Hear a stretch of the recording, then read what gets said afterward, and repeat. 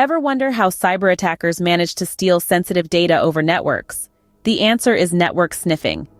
This seemingly innocuous term represents a powerful tool that can be used for both good and ill. It's a method employed to monitor and analyze network traffic, giving a bird's-eye view of data in transit.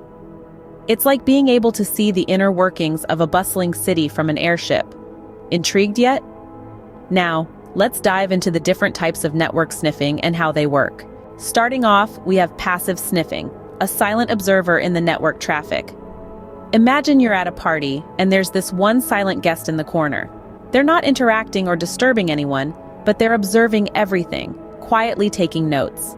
That's what passive sniffing is like in the world of network traffic. Passive sniffing is a method of observing, capturing, and decoding data as it travels across a network. Now, the key word here is observing. Unlike its more intrusive cousin, active sniffing, passive sniffing doesn't interact with the data or the network. It just quietly watches and records. So how does passive sniffing work? Well, it thrives in a shared network environment where data packets are broadcasted to all devices connected to the network. The passive sniffer, much like our silent party guest, just sits there and records these broadcasted packets. It's like eavesdropping on a public conversation. You're not participating or affecting the conversation, you're just listening in. Now you might be thinking, what's the use of passive sniffing? It's a tool with a dual nature. It can be a force for good or a potential threat. On the one hand, network administrators use passive sniffing for troubleshooting and monitoring network performance. It's a handy way to keep an eye on the network traffic and identify any issues before they become major problems. On the other hand, passive sniffing can be a potent weapon in the hands of a malicious hacker. With it, they can intercept sensitive data like login credentials, credit card numbers, and personal information. This is why it's crucial to use encrypted connections whenever possible, to scramble the data and make it useless to any potential passive sniffers. So remember, passive sniffing is like a silent shadow in your network, quietly observing and collecting information. Whether it's a benign tool used for network maintenance or a lurking threat depends on who's wielding it. Next up, we have active sniffing, a more aggressive approach in the network traffic. Let's dive right into the world of active sniffing. Unlike passive sniffing, which just sits back and listens to the network traffic, active sniffing is much more proactive. It doesn't just wait for data to come its way. Instead, it actively seeks out information by querying devices within the network. Imagine active sniffing as an eager detective, not content with just waiting around for clues, but actively seeking them out. Just like this detective, active sniffing sends out probes, or queries, to devices within the network. This could be anything from a laptop to a smartphone, or even a smart fridge. Yes, your fridge could be part of a network. When these probes reach their target devices, they elicit responses. These responses are then gathered and analyzed, painting a comprehensive picture of the network traffic.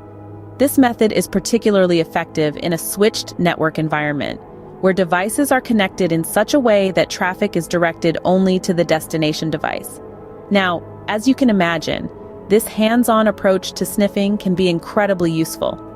Network administrators can use active sniffing to monitor network performance, troubleshoot problems, or even detect unauthorized devices.